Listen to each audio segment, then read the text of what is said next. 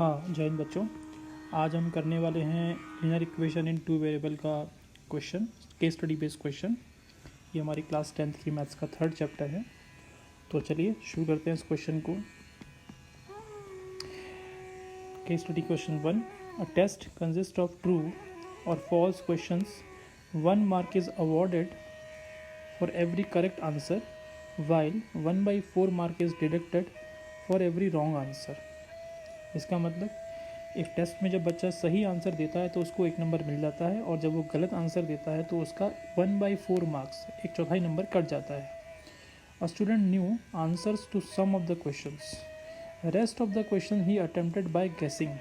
कुछ क्वेश्चन का आंसर बच्चे को पता है और कुछ क्वेश्चन के आंसर वो गेस करके दे रहा है, तो वो सही भी हो सकते हैं और गलत भी हो सकते हैं। He answer 120 question and got 90 marks. उस टेस्ट में उस बच्चे ने टोटल 120 क्वेश्चन के आंसर दिए। ऑब्वियस है, जैसे क्वेश्चन में बताया गया कि उसे कुछ क्वेश्चन के आंसर पता थे और कुछ को उसने गेस किया। इसका मतलब कुछ क्वेश्चंस ऐसे थे जो उसके उसने सही आंसर दिए और बाकी क्वेश्चंस को उसने गेस किया। इस प्रकार से टोटल मार्क्स उसके 90 आए हैं। पेपर उसने पूरा अटैम्प्ट किया बट मार्क्स 90 आए। दैट मीन्स कुछ क्वेश्चंस के आंसर उसने गलत भी दिए होंगे और उसके हर क्वेश्चन के हिसाब से 0.25 या 1/4 मार्क्स डिडक्ट हो गए होंगे, जैसा कि क्वेश्चन में बताया जा रहा है। अब हमें ये टेबल भी दी है, यहाँ पर बताया जा रहा है type of question true false थे और 1 नंबर दिया जाता है सही आंसर के लिए और 0.25 जिसकी वैल्यू 1/4 के इक्वल होती है, ये मार्क्स डिडक्ट किया जाता है रॉन्ग आंसर के लिए। अब इस पूरे सिचुएशन के बेस पे हमें कुछ क्वेश्चंस दिए हैं, उनके हमें आंसर ढूंढने हैं। पहला क्वेश्चन क्या पूछ रहा है हमसे, if answer to all question he attempted by guessing were wrong. जितने भी क्वेश्चन उसने गेस किए अगर वो सब गलत थे, then how many question did he answer correctly. अब इस क्वेश्चन को मैं यहाँ पे करता हूँ। देखिए, हमको उसने ये बताया है कि कुछ क्वेश्चन के आंसर उसे पता थे और कुछ क्वेश्चन के आंसर उसे नहीं पता थे जिनको उसने गेस करके सॉल्व किया है। और टोटल कितने क्वेश्चन आंसर उसने सॉल्व किए, 120 क्वेश्चन को सॉल्व किया। बट हमें ये नहीं दिया क्वेश्चन में कहीं पर भी कि कितने क्वेश्चंस को उसने सही आंसर दिया और कितने क्वेश्चन को गेस किया। तो ये 2 वेरिएबल है जो हमें नहीं पता हैं, इनको हम ले लेते हैं अपनी तरफ से कि सपोज़ उसने जो सही आंसर दिया वो x थे और जिनको उसने गेस किया वो y थे। तो टोटल क्वेश्चंस जिसको उसने करेक्टली आंसर किया that is x and total question जिनको उसने गेस किया that is y। So x + y will be 120। This will be question number 1 because उसने टोटल 120 क्वेश्चन के आंसर दिए हैं। ठीक है। अब साथ में हमें क्वेश्चन में ये भी दिया है कि उसे 90 नंबर मिले हैं, 90 मार्क्स उसने लिए हैं। अब ये 90 मार्क्स उसको कब मिले होंगे, जब उसने 120 क्वेश्चन को आंसर किया होगा। अगर उसके 120 के 120 ठीक होते तो उसके पूरे 120 मार्क्स आते, क्योंकि हर एक सही आंसर पे 1 नंबर का प्रोविज़न है। बट यहाँ पर उसको मार्क्स कम मिले हैं, 90 मिले हैं। इसका मतलब कुछ क्वेश्चन उसने गलत भी किए होंगे। तो अगर वो x क्वेश्चन को सही आंसर दे रहा है जो हमने पहले भी लिया है, तो उसको उनके x मार्क्स मिल जाएंगे। और y क्वेश्चंस को उसने गेस किया है, ठीक, और ये सब गलत आंसर दिए हैं उसने, तो हम ये मान लेते हैं क्योंकि क्वेश्चन कह रहा है कि जितने भी उसने क्वेश्चन गेस किए वो सब गलत किए, तो y क्वेश्चन गलत किए तो इसके मार्क्स डिडक्ट हो जाएंगे। किस हिसाब से डिडक्ट होंगे, 1/4 marks for each question. Deduct माने माइनस होंगे और 1/4 into y number of question marks deduct होंगे। इस तरह से उसके टोटल मार्क्स बन जाएंगे 90। This will be question number 2। ये 2 इक्वेशन हमको मिल गई, मैं इसको यहाँ लिख देता हूँ। x + y is equal to 120, this is equation number 1। और दूसरी इक्वेशन है x - 1/4y is equal to 90, equation number 2। x + y, x means number of questions that he answered correctly, y means number of questions that he guessed. Now total question will be 120. This x means marks for all correct answers and this 1/4 y means marks deducted for all guessing। जो भी उसने guess किया है उसके marks उसके deduct हो गए। अब इन 2 इक्वेशंस को हम किसी भी मेथड से सॉल्व कर सकते हैं। मैं यहाँ पर इसको सॉल्व करने की कोशिश करता हूँ सब्स्टिट्यूशन मेथड से। इस इक्वेशन नंबर 1 से मुझे y की वैल्यू 120y - x मिल जाएगी। इस वैल्यू को मैं इक्वेशन नंबर 2 में रख दूँ अगर मैं, तो ये मैंने सब्स्टिट्यूशन मेथड यूज़ किया। तो y की जगह पर हम यहाँ लिख देंगे 120 - x will be equal to 90 और इसको हम लोग अगर अंदर ले जाए 1/4 को तो ये बन जाएगा माइनस का 30 और ये बन जाएगा plus 1/4x is equal to 90। x plus 1/4x बन जाएंगे 5x/4 और ये 30 माइनस का जब राइट हैंड साइड में आएगा तो बन जाएगा plus 30 that will be equal to 120। इसको और सिंप्लीफाई करेंगे तो 5x plus 4 is equal to 120। Now जब ये 4 राइट हैंड साइड जाएगा तो मल्टीप्लाई हो जाएगा 120 से और ये हो जाएगा 480। x will be equal to 480 upon 5 and this will give 96। जब इसे डिवाइड करेंगे 96 हमारा आंसर आएगा। और इस 96 की वैल्यू को जब यहाँ रख देंगे तो यहाँ से y की वैल्यू आ जाएगी 120 माइनस 96 दैट इज़ 24। तो y is equal to 24 and x is equal to 96। इसका मतलब जो उसने आंसर्स करेक्टली दिए, करेक्ट आंसर कितने आ गए उसके, वो आए 96 और जिनको उसने गेस किया वो आए उसके 24 आंसर्स को उसने गेस किया है। Okay, so these are the answers of first two questions. If answer to all question he attempted by guessing were wrong and answer 80 correctly. अब थोड़ा सा कुछ क्वेश्चन में बदलाव कर दिया। अभी तक 96 वो करेक्टली आंसर कर रहा था जैसे कि हमने निकाला भी अभी, लेकिन अब उसने कहा कि उसने अगर 80 क्वेश्चंस को सही आंसर किया है, 80 क्वेश्चंस को सही आंसर दिया है, then how many marks he got. ठीक है, इसको कैसे करेंगे तो इसके लिए पहले मैं क्या करता हूँ, इसके लिए स्पेस बनाता हूँ लिखने के लिए। If answers to all question he attempted by guessing were wrong then and he answer 80 correctly. देखो अगर उसने 80 क्वेश्चंस के करेक्ट आंसर दिए हैं तो उसके उस 80 क्वेश्चन के 80 मार्क्स मिल जाएंगे, क्योंकि क्वेश्चन में कहा गया कि उसने टोटल 120 क्वेश्चन के आंसर दिए हैं। अब क्योंकि 80 क्वेश्चन के आंसर गलत दिए, इसका मतलब 40 क्वेश्चन उसने रॉन्ग किए होंगे। ये हो गए करेक्ट और ये हो गए रॉन्ग। इस 80 करेक्ट आंसर के उसको 80 मार्क्स मिल गए होंगे और रॉन्ग 40 आंसर्स के उसको 1/4 ऑफ 40 के हिसाब से इतने मार्क्स उसके डिडक्ट हो गए होंगे। इससे अगर कैलकुलेट करेंगे तो हमारे टोटल मार्क्स निकल के आ जाएंगे। एक बार फिर से बताता हूँ आपको मैं। 80 क्वेश्चंस के करेक्ट आंसर दिए तो इनके ये वो करेक्ट वाले हैं, तो इसके उसको प्लस 80 मार्क्स मिल गए। और क्योंकि 40 रॉन्ग उसने रॉन्ग आंसर दिए, टोटल क्वेश्चन कितने थे 120 थे, तो 40 रॉन्ग हो गए। तो हर एक रॉन्ग के लिए 1/4 मार्क्स डिडक्ट होता है, दैट मीन्स माइनस होता है करेक्ट में से। तो 40 रॉन्ग आंसर्स के लिए 1/4 ऑफ 40 मार्क्स डिडक्ट हो जाएंगे। इसका मतलब 80 माइनस 10, 4 10 या 40, दैट मीन्स उसको 70 मार्क्स मिल जाएंगे अब की बार। जब वो 80 सवालों के सही जवाब देता है और बाकी के गलत देता है तो उसको 70 मार्क्स मिल जाएंगे। ठीक है, आई होप आपको समझ में आ गया होगा। अब लास्ट क्वेश्चन है इसका। If answer to all the questions he attempted by guessing were wrong then how many question answer correctly to score 95 marks. Question उसी तरह का है, कुल मिलाकर थोड़ा सा बदल के पूछा जा रहा है। अब की बार वो 95 मार्क्स लाया है, 95 मार्क्स लाया है और सपोज उसने x क्वेश्चन के सही आंसर दिए थे, ठीक, और बाकी जो क्वेश्चन उसने गेस किए सब के सब रॉन्ग निकले। तो x क्वेश्चन अगर उसने सही किए तो उसके तो x मार्क्स मिल गए। बाकी कितने क्वेश्चन उसने गेस किए, टोटल 120 क्वेश्चन थे, तो 120 में से जो सही आंसर दिए वो माइनस कर लेंगे तो बच जाएंगे हमारे वो नंबर ऑफ क्वेश्चन जो उसने गेस किए थे। और क्वेश्चन कह रहा है कि जितने भी गेस हैं वो सबके सब रॉन्ग हैं, दैट मीन जितने भी मार्क्स इस गेस के मिल रहे हैं वो क्या हो जाएंगे, डिडक्ट हो जाएंगे। किस हिसाब से, 1/4 के हिसाब से। That means x minus 1/4 of 120 minus x will be equal to 95। ये x मार्क्स मिले x क्वेश्चंस के सही जवाब देने के लिए और 120 माइनस x वो क्वेश्चंस हैं जो उसने गलत जवाब दिए। ठीक है, और उसके 1/4 मार्क्स के हिसाब से मार्क्स कट जाएंगे, टोटल स्कोर आएगा 95। अब हमें इस इक्वेशन को सॉल्व करना है। ये सिंगल वेरिएबल में इक्वेशन है, आराम से सॉल्व हो जाएगी। क्या करेंगे इसके लिए, हम ऐसा भी कर सकते हैं, इस 4 को इस x के नीचे एलसीएम लेके 4x बना सकते हैं, -120 plus x upon 4 is equal to 95। क्या किया मैंने, इस x के नीचे 1 ले लिया और इस पूरे का और इस 4 और 1 का एलसीएम लिया, तो ये 4x x बन गया 4x और ये माइनस अंदर जाके बन जाएगा 120 प्लस x। तो ये हो गया 5x minus 120 upon 4 is equal to 95।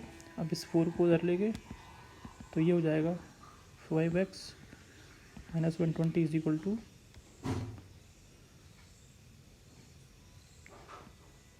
380। 5x is equal to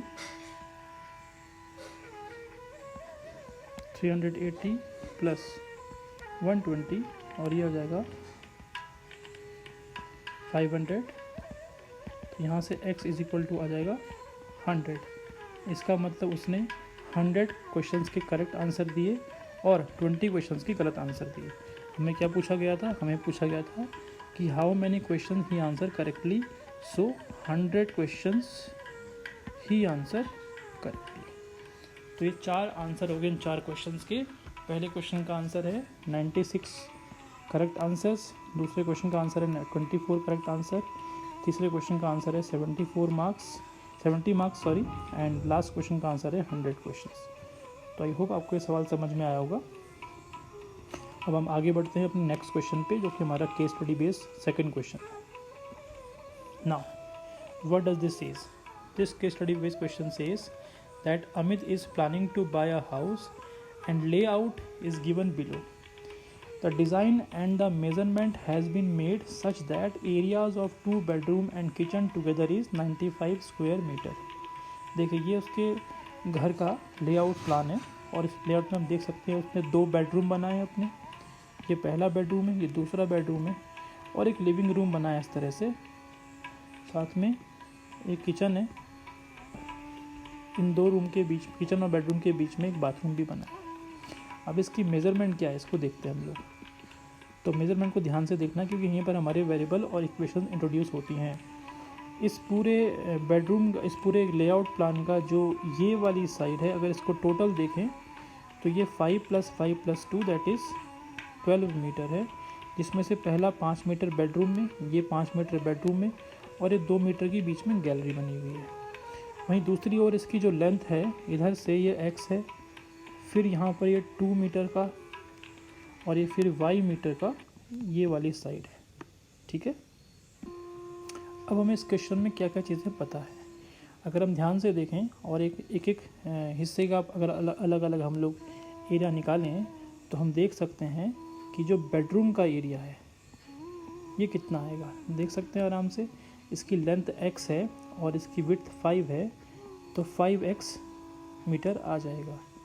ठीक है, इसी तरह से अगर हम इस बेडरूम की देखें तो इसका एरिया भी 5x आया क्योंकि इसकी लेंथ कितनी है, ये वाली साइड और ये वाली साइड, देखिए ये वाली साइड और ये वाली साइड इक्वल है, बराबर है, तो इसकी लेंथ भी कितनी हो जाएगी, ये हो जाएगी हमारी x मीटर और विड्थ हो जाएगी 5x, तो इसका एरिया भी 5x। तो इस तरह से दोनों बेडरूम का जो टोटल एरिया हो जाएगा वो हो जाएगा 5x + 5x that is 10x square metre. इसी तरह से हम बाकी हिस्सों के लिए भी क्वेश्चन बना सकते हैं। चलिए अपने क्वेश्चन पे आते हैं। हमारा क्वेश्चन क्या है? हमारा पहला क्वेश्चन है, based on the above information answer the following questions. हमें निम्नलिखित क्वेश्चंस के आंसर देने हैं। पहला क्वेश्चन है, form the pair of linear equation in 2 variable from this situation. हमें लीनियर इक्वेशन बनानी है 2 वेरिएबल में इस दी हुई सिचुएशन से। तो कैसे बना सकते हैं? उसके लिए हमें देखना पड़ेगा टोटल एरिया कितना दिया है हमको। हमें जो टोटल एरिया दिया हुआ है वो दिया है 95 स्क्वायर मीटर। अपने क्वेश्चन में फिर से एक बार देखें तो टोटल एरिया हमें दिया है 95 स्क्वायर मीटर। अब इस टोटल एरिया में क्या क्या चीज़ें इंक्लूड है, एक बार इनको देख लेते हैं। हमें क्वेश्चन में जो ये एरिया दिया है 95 स्क्वायर मीटर, ये जो एरिया है ये एरिया है 2 बेडरूम्स एंड किचन टुगेदर। यानी ये टोटल एरिया नहीं है, ये 2 बेडरूम्स और किचन का एरिया है। यानी ये एरिया इस रीजन का है, this region and this region. अब किचन पे ध्यान दें, किचन का खाली किचन का एरिया कितना है, देखिए ये चीज़ यहाँ से हम देख सकते हैं कि ये जो लेंथ है ये भी 5 मीटर ही आएगी, पैरेलल लाइन से। तो अगर ये 5 मीटर है तो ये भी कितना होगा, 5 मीटर है, और ये लेंथ कितनी है, y मीटर की है, तो इसका एरिया आ जाएगा 5 मीटर। अभी 95 स्क्वायर मीटर एरिया दिया है हमें, 2 बेडरूम्स एंड किचन टुगेदर। तो पहली इक्वेशन बड़ी इजीली बन जाएगी यहाँ से। वो क्या बनेगी कि area of 2 bedroom is 10x, भाई इसका 5x, इसका 5x और इसका 5y, तो दोनों बेडरूम का 10x हो गया। बाथरूम और किचन का एरिया 5y हो गया, और ये एरिया इक्वल है किसके, 95 स्क्वायर मीटर के। अगर इस पूरी इक्वेशन को 5 से डिवाइड किया जाए तो 5 टू जा 10x plus y that will be equal to 19। ठीक है, ये हम कर सकते हैं। तो ये हमारी पहली इक्वेशन बन गई। अब उसने कहा है पेयर ऑफ लीनियर इक्वेशन बनाए, यानी एक इक्वेशन और बनानी है। तो अब देख लीजिए इस तरफ, यहाँ देखिए, यहाँ से यहाँ तक की लेंथ x मीटर है, ये बीच में बाथरूम आया, इसकी लेंथ 2 मीटर है, और आगे इस किचन की जो लेंथ हम कह सकते हैं जैसे y मीटर है।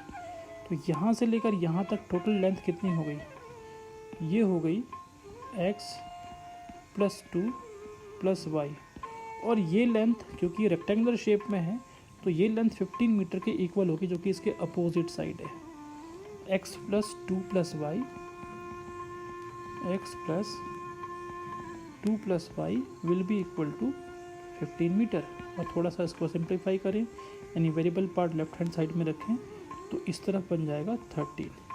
ये हमारा बन गया pair of linear equation in 2 variable. ये 2 इक्वेशन से हमारे पहले क्वेश्चन के आंसर निकल आए। ये pair of linear equation in 2 variable बनेंगे, x plus y is equal to 13 और 2x plus y is equal to 19। अब हमें दूसरे क्वेश्चन पे आना है। दूसरा क्वेश्चन क्या कह रहा है, find the length of the outer boundary of the layout. जो total boundary, outer boundary layout की, उसकी टोटल लेंथ कितनी होगी। तो देखिए सीधी सी बात है, यहाँ से लेकर यहाँ तक 15 है, और इसके अपोजिट साइड वो भी 15 हो जाएगी। तो 15 तो 2 साइड से हो गई, और ये साइड कितना है टोटल, ये साइड अगर हम ध्यान से देखें तो 5 प्लस 2 प्लस 5 दैट इज़ 12, और क्योंकि रेक्टेंगुलर शेप में है पूरा का पूरा लेआउट, तो ये वाला भी 12 हो जाएगा। तो टोटल जो उसकी बाउंड्री हो जाएगी वो हो जाएगी 15 plus 15 plus 12 plus 12 that will be equal to 54 meters. एक बार फिर समझ लेते हैं इसको। देखिए यहाँ से लेकर यहाँ तक ये 15 है, और 15 है पूरा, और इसके अपोजिट साइड ये भी 15 हो जाएगी फिर तो, ठीक है। और ये वाली साइड कितनी है, ये वाली साइड है 5 प्लस 2 प्लस 5 दैट इज़ 12, और इसके अपोजिट हो जाएगी साइड, ये भी हो जाएगी 12। तो इस तरह से ये एक रेक्टेंगुलर शेप है, तो L plus L P plus B that will B 15 plus 15 and 12 plus 12 that is 54 meter will be its answer. Now the third question, find the area of each bedroom now and kitchen it the layout। हर एक bedroom का area हमें निकालना है और kitchen का area निकालना है। कि एक बेडरूम का एरिया 5x है, जब तक x नहीं मिलेगा बेडरूम का एरिया नहीं आएगा। सिमिलरली किचन का एरिया 5y है, जब तक y नहीं मिलेगा ये हमें पता नहीं लगेगा कि हमें किचन का एरिया कितना है। तो x और y की वैल्यू निकालने के लिए हम लोग इन 2 पेयर ऑफ लीनियर इक्वेशन का सहारा लेते हैं, और इन इक्वेशंस को अगर हम सॉल्व करें तो हम आराम से अपना x और y की वैल्यू को निकाल सकते हैं। x plus y is equal to 13 that was our equation number 2, and 2x plus y is equal to 19, ये हमारी इक्वेशन नंबर 1 थी। ठीक है, अब इनको हम सॉल्व करते हैं बारी बारी। यहाँ पर 2 और 1 हम देख सकते हैं कि y वेरिएबल की कोफिशिएंट सेम है, तो अगर इन दोनों इक्वेशन को सब्ट्रैक्ट किया जाए तो y से y कैंसिल हो जाएगा। यहाँ आ जाएगा x is equal to minus x is equal to minus 6, that means x is equal to 6, और x की वैल्यू को इस इक्वेशन में रख देंगे तो 6 plus y is equal to 13, तो y is equal to 7 metre आ जाएगा। इस तरह से x is equal to 6 metre और y is equal to 7 metre आ जाता है। तो हमारे बेडरूम का एरिया आ गया 5 इंटू 6 दैट मीन्स 30, और जो किचन है उसका एरिया आ जाएगा 5 × 7 दैट इज़ 35 स्क्वायर मीटर। तो यहाँ मैं लिख रहा हूँ आंसर। बेडरूम का एरिया हो गया 30 मीटर स्क्वायर और किचन का एरिया होगा 35 मीटर स्क्वायर। ये कैसे आया फिर से देखेंगे। जो हमारी पेयर ऑफ लीनियर इक्वेशंस हैं जो हमने फर्स्ट क्वेश्चन में बनाई थी, इन दो क्वेश्चन को हमने यहाँ पर सॉल्व किया और इनकी हेल्प से हमारा ये आंसर आ गया। Now find the area of living room in the layout. Living room का एरिया, अब लिविंग रूम कहाँ बचा? लिविंग रूम हमारा बचा ये वाला पोर्शन। अब इस पोर्शन को ध्यान से देखें ना तो ये पूरा रेक्टेंगल है ना स्क्वायर है। कुछ पार्ट इसका रेक्टेंगुलर है या हम कह सकते हैं कि 2 रेक्टेंगल पार्ट इसके बने हुए हैं। अगर हम पूरे के पूरे प्लॉट के एरिया में से यानी लेआउट के एरिया में से और अपना जो एरिया है, कौन सा एरिया, जो अपना, अब देखिए अगर ध्यान से देखें इसको तो लिविंग रूम हमारा जो है ये यहाँ से लेकर यहाँ तक का पोर्शन है। मैं इसको डार्क कर देता हूँ एक बार। यहाँ से लेकर यहाँ तक का पोर्शन हमारा लिविंग रूम है और इसमें बेडरूम इंक्लूड है। अगर इस बेडरूम को हटा दिया जाए तो हमारा लिविंग रूम बचेगा। अब क्या करना है इसमें क्या करना है हमने कि हम सबसे पहले इतने पोर्शन का एरिया निकालेंगे। इस पोर्शन की मेज़रमेंट क्या है? अगर ध्यान से देखें तो इस पोर्शन की मेज़रमेंट मैं नीचे कर रहा हूँ इसको। इस पोर्शन की जो मेज़रमेंट है वो है हमारी 15 इंटू और ये 5 + 2 यानी कि 7 है। 5 + 2 कहाँ से आया? ये 5 + 2 यहाँ से आया।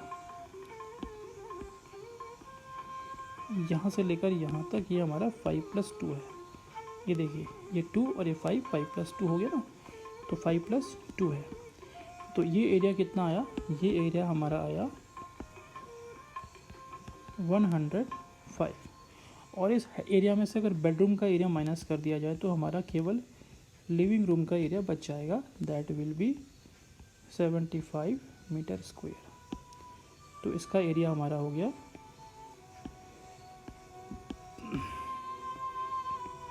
75 मीटर स्क्वायर। इस आंसर को मैं नीचे भी लिखता हूँ 75 meter square. Find the cost of laying tiles in the kitchen at the rate of 50 meter per square meter. अब किचन में टाइल्स लगानी है। किचन का एरिया में कितना निकाला था? 35 निकाला था, अभी 35 निकाला था ना। 35 किचन का एरिया है और किचन में टाइल्स लगानी है 50 रुपीज़ के हिसाब से। भाई 1 स्क्वायर मीटर पे खर्चा आ रहा है 50 रुपये का, पे 50 रुपये का खर्चा आ रहा है। हमारा एरिया कितना है? 35 मीटर स्क्वायर पे कितना खर्चा आएगा? It is a simple unitary method 50 × 35 that will be equal to ₹1050। तो इस क्वेश्चन का आंसर आ जाएगा 1000, सॉरी कितना आ जाएगा? 35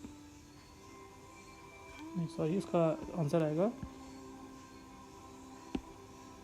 1750।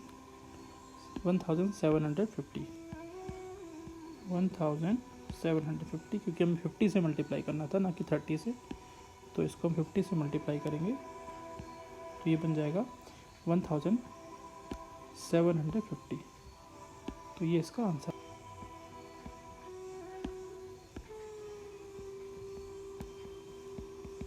तो ये 2 क्वेश्चंस के हमने आंसर कर लिए।